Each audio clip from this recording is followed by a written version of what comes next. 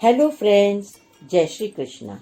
अर्जुन और धर्म युद्ध की कड़ियों में गुफ्तगू में आगे बढ़ते हुए आज कड़ी 26 से मैं शुरू कर रही हूँ। कड़ी 26। अब श्री भगवान अर्जुन को कर्म से जोड़ने की सच्चाई बता रहे हैं।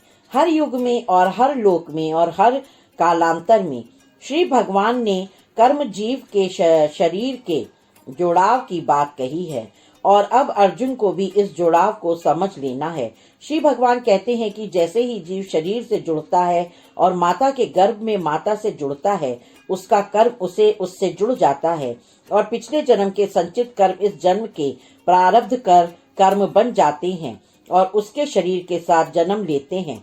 शरीर 5 तत्वों से, इसी सृष्टि के 5 तत्वों से निर्मित है और इसी सृष्टि में रह जाता है और माया द्वारा मोह बंध जीव शरीर को ही परम सत्य और तत्व जानकर शरीर के कर्मों से गहरा जुड़ जाता है और धीरे धीरे अपने परिवेश परिस्थिति से इतना प्रभावित होता जाता है कि मूल तत्व आत्मा को विस्मृत करके शरीर से मन, चेतन, प्राण को जोड़ लेता है और इसी प्रकार मानस से कर्म करता रहता है और फिर प्रेरित होकर वचन भी बोलता है और वचन से भी कर्म करता है और फिर शरीर से चलायमान होता हुआ कर्म करता चलता है। और ये सब करते हुए यदि कोई भी सन्यासी, भगत या कोई भी कैसा भी जीव कहे कि वो संसार से मुक्त है और कर्म बंध से मुक्त है तो ये गलत है, क्योंकि संसार में मनसा वाचा कर्मणा सभी प्रकार से निरंतर कर्म हो रहा है। एक दूसरे के प्रति कैसा भी भाव कर्म प्रधान हो जाता है और जीव निरंतरता में काम करता रहता है। यहाँ कोई भी कर्म से मुक्त नहीं है। माया नेत्रों का और मानस का वो पर्दा है जो ब्रह्म और जीव के बीच है, केवल भाव का पर्दा है ये। और जैसे ही ज्ञान का उदय होता है ये पर्दा वैसे ही हट जाता है जैसे द्वार पर लगा मकड़ी का जाला साफ करते ही अवरुद्ध मार्ग खुल जाता है। कड़ी 27। श्री भगवान कहते हैं कि जो वैराग्य ले चुके हैं, ये सन्यासी हो चुके हैं और स्वयं को संसार और सांसारिकता से मुक्त कहते हैं और हठ योग द्वारा अपनी इंद्रियों को नियंत्रण में करने की बात करते हैं, तो वो भ्रम में जी रहे हैं और पाखंडी भी होते हैं, क्योंकि ऐसे जीव अपनी बाह्य इंद्रियों को शारीरिक योग क्रियाओं द्वारा बांध तो लेते हैं, बंद भी कर लेते हैं, परंतु आंतरिक इंद्रियां जागृत रहती हैं और वो बारंबार संसार की ओर उन्मुख होते रहते हैं और वासना, काम, क्रोध, लोभ, मोह, तृष्णाओं की ज्वाला में जलते रहते हैं। अंतर में और अपने अनुकूल समय काल परिस्थिति में उनकी तृष्णा प्रकट भी होती रहती है। परंतु दूसरी ओर ऐसे भी जीव हैं जो बाह्य इंद्रियों के साथ संसार के साथ चलते रहते हैं, परंतु अंतर में हर श्वास के साथ मुझे ही समर्पित रहते हैं।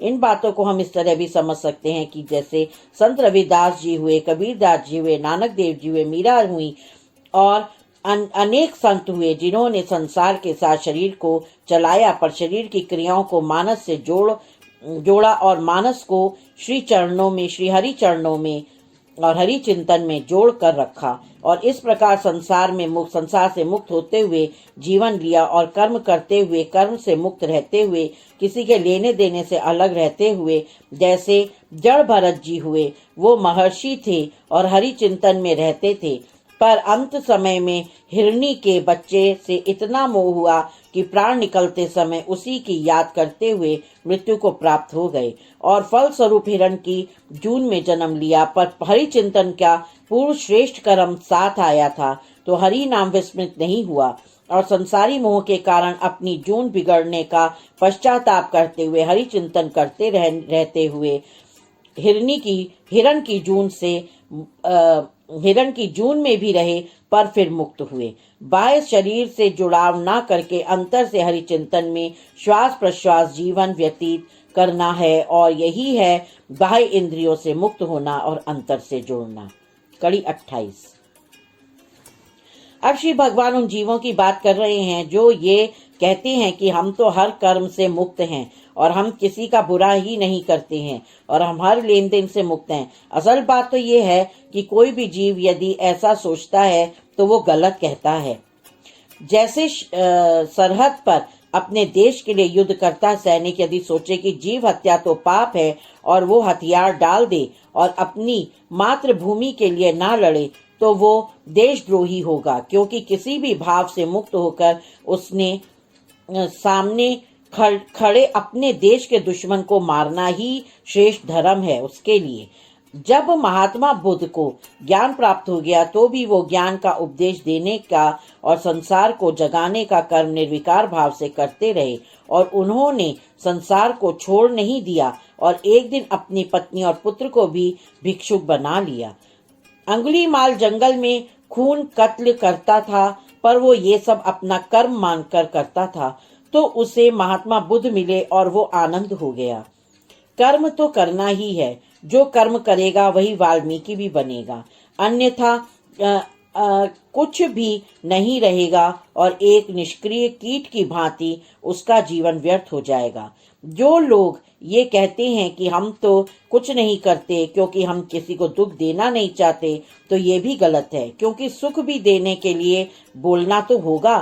सत्यम वद प्रियम वद, सत्यम सत्य भी बोलना है, प्रिय भी बोलना है। जब जब धर्म की हानि हुई, पूर्ण ब्रह्म रूपी श्री भगवान ने उसी परिस्थिति के अनुरूप रूप धारण करके धर्म की स्थापना की। चाहे उन्हें मत्स्य रूप में आना पड़ा, कुर्म रूप में आना पड़ा, वराह, नरसिंह, वामन या किसी भी कैसे भी रूप में उन्हें आना पड़ा, और वो आए भी और कर्म को किया। कर्म नहीं करने से धर्म की स्थापना नहीं हो सकती, इसलिए कर्म नहीं करना श्रेष्ठ नहीं है, अपितु धर्म के लिए कर्म करना सर्वश्रेष्ठ है। कड़ी 29। अर्जुन को भ्रमित और हताश देखकर श्री भगवान ने सृष्टि और कर्म का जुड़ाव समझाया। जब ब्रह्मा जी ने संसार की रचना की, यानी ब्रह्मा बुद्धि की का प्रतीक हैं, और जब बुद्धि से सृष्टि की रचना हुई तो संसार के साथ वनस्पति और संसार में जीवन को चलाने वाली संपदाएं उत्पन्न हुई, और इस प्रकार सृष्टि में सब जीव वनस्पति सभी एक दूसरे को पूरक हो गए। अब ज्ञान से जीव को अंतर चेतना हुई कि जो कुछ भी प्राप्त हुआ है वो पूर्ण ब्रह्म की कृपा से ही प्राप्त हुआ है, और भगवान अर्थात भूमि, गगन, वायु, अनल, अग्नि, नीर, पानी के द्वारा ही ये जीवन चलेगा, और जीव की संतुष्टि के लिए भगवान को तृप्त करना होगा और यज्ञ करके सभी पंचभूतों को सम्मिलित करके इन्हीं पंचभूतों को प्रणाम करते हुए सृष्टि निर्माता को धन्यवाद देना चाहिए, और यज्ञ के हवन द्वारा हविष्य देवताओं को देना होगा।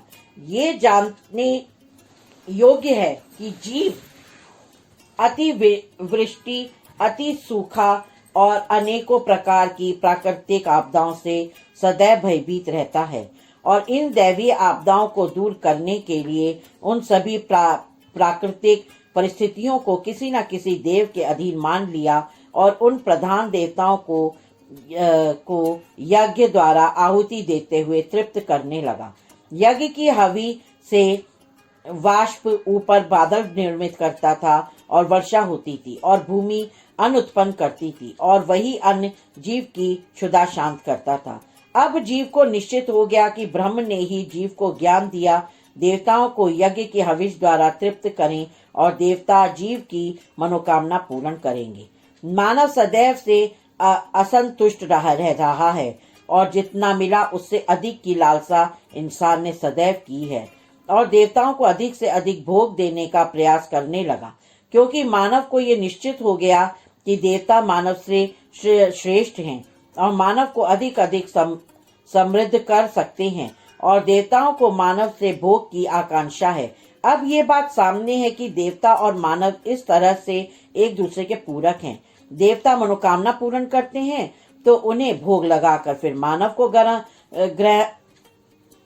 ग्रहण करना चाहिए उनका प्रसाद यानी आनंद। अब जिसे शारीरिक आनंद की अभिलाषा है तो मानव वही तृष्णा के साथ भोग लगाएगा। जिसे मानस की आनंद की अभिलाषा होगी वो मानस से भोग लगाएगा। उसी प्रकार से वो जीव अपनी तृष्णा या अभिलाषा के अनुसार यज्ञ कर्म करता है। श्री भगवान कहते हैं कि सभी जीव यज्ञ करते हैं और जब यज्ञ करके मुझे भोग लगाता है तो फिर प्रसाद रूप में ग्रहण करता है। सभी आपदाओं से मुक्त है और जब होगा ही नहीं, जब लगता ही नहीं कि वो पाप कि मैं कुछ कर पाऊंगा या नहीं कर पाऊंगा तो वो पाप को भोगता है। यहाँ ध्यान देने वाली बात यह है कि यज्ञ ही कर्म है और जैसी मनोकामना से जो जैसा भी यज्ञ कर्म करता है वही मुझे समर्पित करता है और उसी को मेरा दिया हुआ आनंद मानकर ग्रहण करता है, वो श्रेष्ठ है, क्योंकि वो समर्पित भाव से मुझे सब कुछ समर्पित कर रहा है और मेरे दिए हुए में ही आनंदित है। तो इसीलिए वही जीव पूर्ण सच का भागीदार होता है और उसे मेरा पूर्ण आनंद मिलता है। ईश्वर द्वारा प्रकट ये सृष्टि उन्हीं के द्वारा पालित है और उन्हीं से व्याप्त है और एक दूसरे से जुड़कर सब यहाँ एक दूसरे को तृप्त करते रहते हैं और इस सृष्टि का विस्तार और पालन होता रहता है।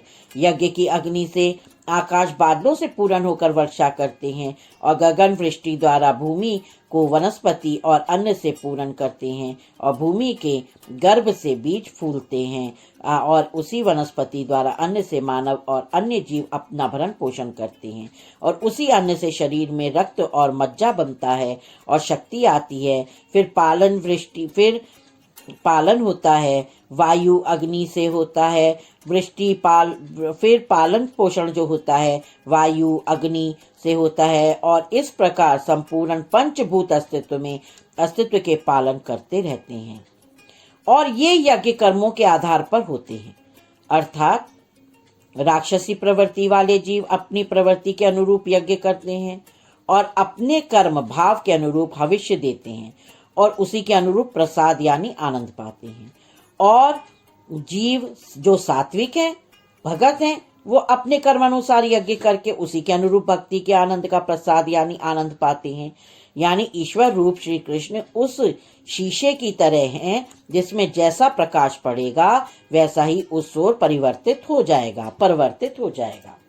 कर्म यज्ञ की विधि वेदों से प्राप्त है और वेद पार ब्रह्म परमेश्वर श्री विष्णु से उत्पन्न है, इसलिए कहीं कुछ व्यर्थ नहीं है, क्योंकि सभी कर्म यज्ञ और सृष्टि के सभी तत्व उन्हीं पार ब्रह्म श्री विष्णु से जुड़े हुए हैं और उन्हीं के रूप से उद्भूत हैं, उन्हीं की अंश है, उन्हीं का रूप है, प्रतिबिंब है और उन्हीं का निज रूप है। तो इस सृष्टि में उस पार ब्रह्म से अलग कुछ भी नहीं, तो फिर जो ब्रह्म इतना व्यापक है उसको न पूजने से जीवन व्यर्थ है और जब हर रूप में वो ही है तो उसको पूजने से ही कल्याण है, क्योंकि वही सबका पूरक है। कड़ी 30।